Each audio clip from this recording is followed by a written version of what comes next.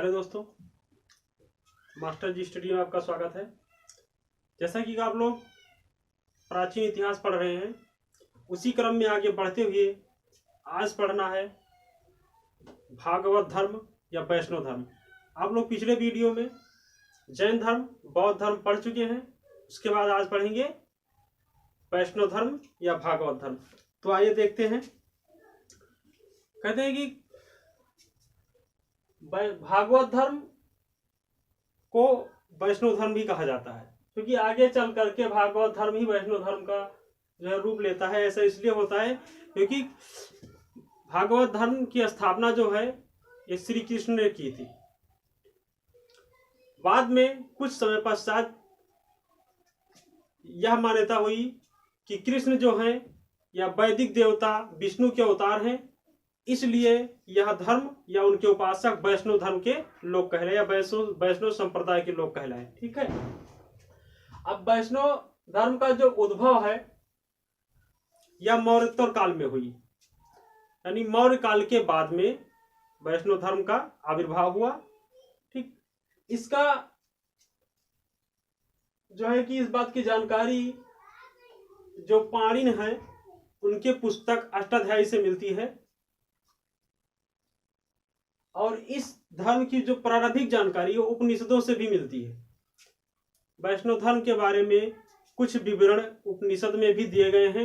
वेद, उपनिषद ये सब आप लोग पढ़ चुके हैं। उपनिषद मतलब गुरु के समीप बैठ करके शिक्षा ग्रहण करना होता है। ये लोग आप ये सब आप पढ़ चुके हैं। तो कहा जाता है कि वैष्णव जो भागवत धर्म है आगे चल करके वही वैष्णव धर्म बना। इस धर्म की जानकारी जो है वो उपनिषदों से मिलती है। अगला पॉइंट है आपका, इस धर्म के संस्थापक वासुदेव कृष्ण थे।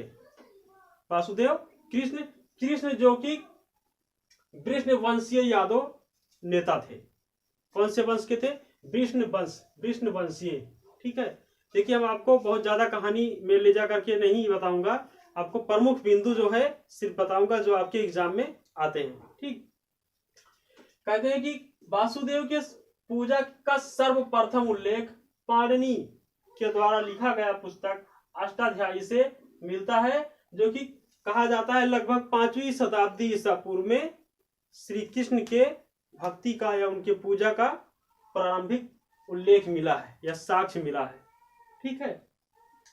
उसके बाद कहते हैं कि श्री कृष्ण का उल्लेख जो है यह छांदोग्य उपनिषद में भी मिला है। यहां से आपका एक प्रश्न बनता है कि छांदोग्य उपनिषद से श्री कृष्ण का उल्लेख मिलता है। ठीक। अगर पूछा जाए कौन से उपनिषद से, तो छांदोग्य उपनिषद। ठीक है। उसके बाद कहा गया कि छांदोग्य उपनिषद में श्री कृष्ण को देवकी का पुत्र घोर अंगिरस का शिष्य बताया गया। ये एक ऋषि थे घोर अंगिरस, इनका शिष्य बताया गया है। ठीक है।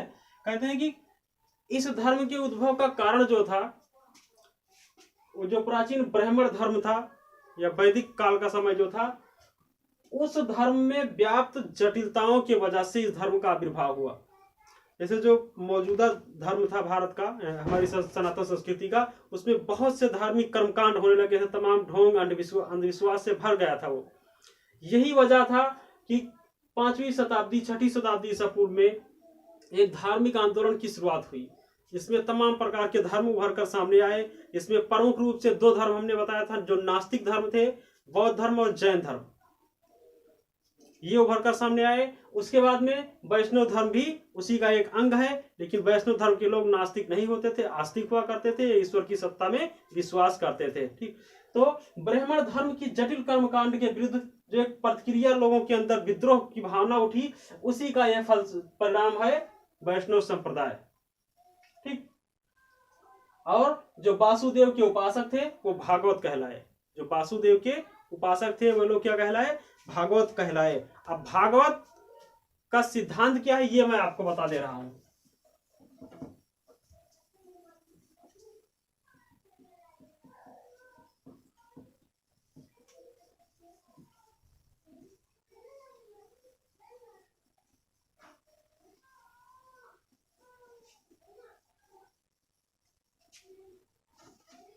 यह टॉपिक आपके लिए बहुत ही अनिवार्य है, अक्सर एग्जाम्स में आते रहते हैं। जैसे भागवत, वासुदेव के उपासक जो थे, वासुदेव के उपासक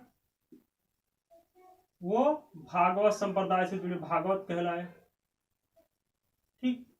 और भागवत धर्म आगे चल करके वैष्णव इसलिए बना, वैष्णव संप्रदाय, वैष्णव संप्रदाय इसलिए बना क्योंकि कहा गया कि जो कृष्ण थे ये वैदिक देवता विष्णु के अवतार हैं। आगे चल करके कहा गया कि कृष्ण विष्णु देव, जो वैदिक देवता जो थे विष्णु, उनके अवतार हैं, इसीलिए विष्णु जो है भागवत का संबंध वैष्णव से हो गया। तो यह संप्रदाय, भागवत संप्रदाय आपका वैष्णव संप्रदाय बन गया। अब इसमें होता क्या है कि भागवत में है क्या, देखिए भागवत एक धर्म जो है, भागवत का एक सिद्धांत। तो भागवत का सिद्धांत सबसे पहले आपको बता दिया जाए। वैसे अगर धर्म के हिसाब से देखा जाए, जबकि हमको धर्म के हिसाब से लेकर नहीं चलना है, हमको जो साक्ष्य मिले हैं एक टीचर के हिसाब से चलना है। तो सबसे पहले आप एक धार्मिक मतानुसार एक नजर डाल लीजिए कि ब्रह्मा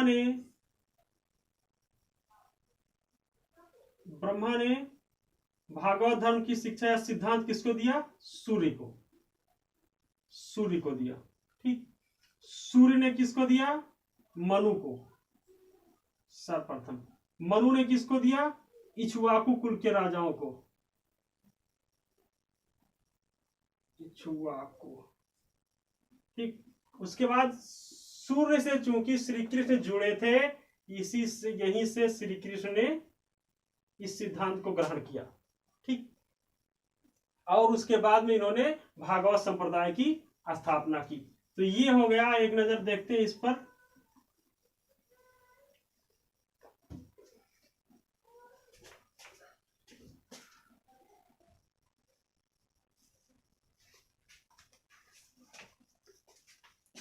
देखिए अब भागवत धर्म का जो सिद्धांत है या वैष्णव धर्म का जो सिद्धांत है वो भगवत गीता में निहित है, भगवत गीता में संकलित किया गया है। ठीक। अब भगवत गीता प्रमुख रूप से श्री कृष्ण के अवतार को लेकर के दिया गया है। ठीक। कहते हैं भगवत गीता का जो मुख्य तथ्य है या मुख्य सिद्धांत जो है भागवत धर्म का, वो भक्ति और अहिंसा। भागवत धर्म में प्रमुख तथ्य आप ध्यान रखिएगा, भक्ति और अहिंसा। जीवों पर दया करो और भक्ति करो। ठीक।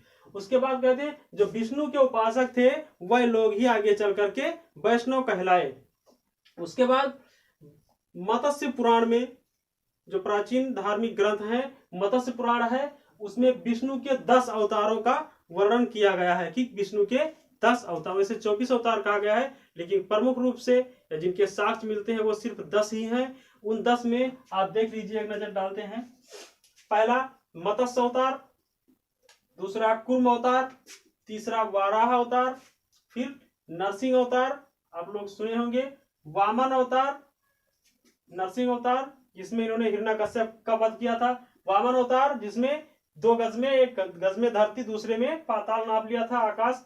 उसके बाद परशुराम अवतार, फिर रामा अवतार, और फिर कृष्ण अवतार, और उनके बाद बुद्ध अवतार। ठीक। भगवान बुद्ध को भी विष्णु का अवतार कहा जाता है। और 10वां जो है कल्कि अवतार, वो कहा जाता है कि कलयुग के अंत में लेंगे, कल्कि अवतार भगवान विष्णु का होगा। ठीक। उसके बाद कहते हैं कि ये अवतारवाद का जो है सिलसिला या इस बात की जो है शुरू हुई या हुआ अवतार, इस बात की जानकारी जो है ये हमें भागवत गीता से मिलता है। भगवत गीता जो है इसमें दिया गया है, वर्णन किया गया है कि भारत के प्राचीन इतिहास में या भारत में जो अवतारवाद हुआ वह भगवत गीता में निहित है। अवतार जो लिए भगवान ने, भगवान विष्णु ने, उनका संकलन किसमें दिया गया है? भगवत गीता में। ठीक। अब श्री कृष्ण जो है इनका जन्म सूरसेन जनपद के अंधक वृष्ण संघ में हुआ था। कहाँ हुआ? सूरसेन जनपद के अंधक वृष्ण वंश के जो संघ था वहां जन्म हुआ। अब इनके कुल के मुख्य रूप से 5 लोग थे जिनकी उपासना की जाती थी। ठीक। ये ध्यान रखिएगा, अंधक वृष्ण संघ में, अंधक वृष्ण वंश में जो संघ के नेता थे उनके घर में इनका जन्म हुआ। इनके परिवार के या इनके वंशज के, वंशावली के 5 लोग प्रमुख रूप से थे जिनकी उपासना की जाती थी। उन 5 लोगों के नाम इस प्रकार हैं, आप लोग एक बार देख लीजिए।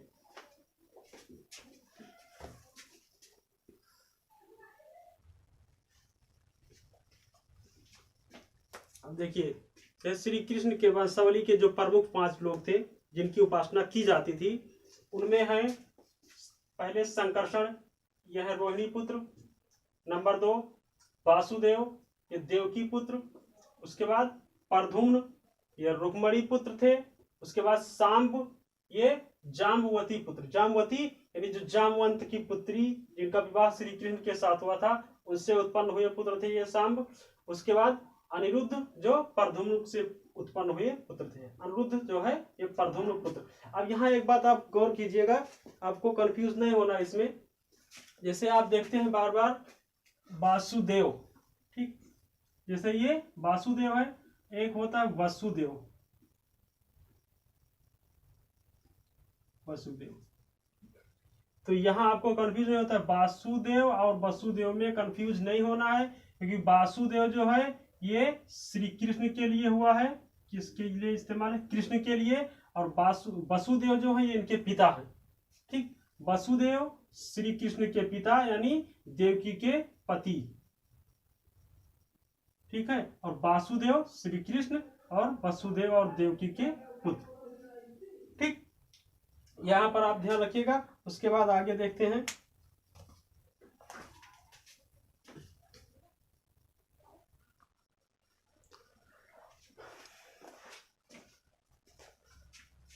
देखिए, जैसे जो भागवत धर्म या वैष्णव संप्रदाय का सिद्धांत था, उसमें एक चतुर्व्यूह सिद्धांत है। चतुर्व्यूह जो है ये प्रमुख एक पूजा था।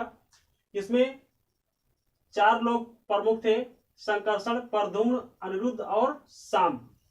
ठीक, अब चतुर्व्यूह पूजा का उल्लेख जो है वो विष्णु संहिता में मिलता है। विष्णु संहिता जो कि भगवान विष्णु के बारे में विवरण दिया हुआ एक पुस्तक है, उसमें चतुर्व्यूह पूजा का उल्लेख मिलता है। उसके बाद में एक उल्लेख है, कहते हैं पंचरात्र वैष्णव संप्रदाय का प्रथम मत था, प्रधान मत था, प्रमुख मत था जो वो पंचरात्र। पंचरात्र का मतलब होता है उसमें 5 तत्व थे, 5 पदार्थ थे, जिनको मिला करके पंचरात्र कहा गया है। पहला पदार्थ जो था परम तत्व, दूसरा मुक्ति, तीसरा युक्ति, चौथा योग और अंत में विषय। ये 5 पदार्थ मिल करके पंचरात्र की रचना करते हैं। ठीक, उसके बाद कहते हैं कि जब यह संप्रदाय पूरे भारत में फैल चुका था, दक्षिण भारत में प्रमुख रूप से तमिल में इस संप्रदाय का बोलबाला था, वहां बहुत फला फूला यह संप्रदाय। दक्षिण भारत में इस संप्रदाय को अलवर कहते थे, अलवार संप्रदाय कहते थे। वहीं पर कुछ स्थानों पर इस संप्रदाय को नारायण संप्रदाय भी कहा गया। नारायण संप्रदाय, नारायण, क्योंकि जैसे श्री कृष्ण भागवत धर्म जो है, पहले भागवत धर्म से श्री कृष्ण की स्थापना, भागवत धर्म की स्थापना श्री कृष्ण ने की। उसके बाद श्री कृष्ण को विष्णु का अवतार माना गया, इस वजह से वैष्णव धर्म हो गया वो। लेकिन जब नारायण यह जुड़ गया कि जो नारायण के अवतार थे विष्णु, तो नारायण धर्म भी कहा गया। और इस बात का उल्लेख जो है यह शतपथ ब्राह्मण में मिलता है। ठीक, नारायण शब्द का सबसे पहले प्रयोग, यह आपके प्रश्न में आ सकता है कि नारायण शब्द का सबसे पहले प्रयोग कहाँ हुआ, तो आप बताएंगे शतपथ ब्राह्मण। ठीक, उसके बाद जो मेगास्थनीज यूनानी विद्वान था, उसने श्री कृष्ण को हेराक्लीज कहा है। हेराक्लीज कहा जाता है कि कुछ साक्ष्य ऐसे मिले हैं कि प्राचीन भारतीय इतिहास के जो युद्ध होते थे उसमें भारतीय राजा हेराक्लीज की मूर्ति को रख करके सामने तब युद्ध करते थे। हेराक्लीज यानी श्री कृष्ण की मूर्ति को रख के या उनकी पूजा करने के बाद युद्ध किया करते थे। तो आपका वैष्णव धर्म या भागवत वैष्णव धर्म समाप्त हुआ। आगे आप पढ़ेंगे शैव धर्म। हमसे जुड़ने के लिए आपका बहुत बहुत धन्यवाद। इसी प्रकार की जानकारी चाहते हैं तो हमारे वीडियो को, हमारे चैनल को सब्सक्राइब करें, जिससे हमारा वीडियो आप तक सबसे पहले पहुंचे। बहुत बहुत धन्यवाद।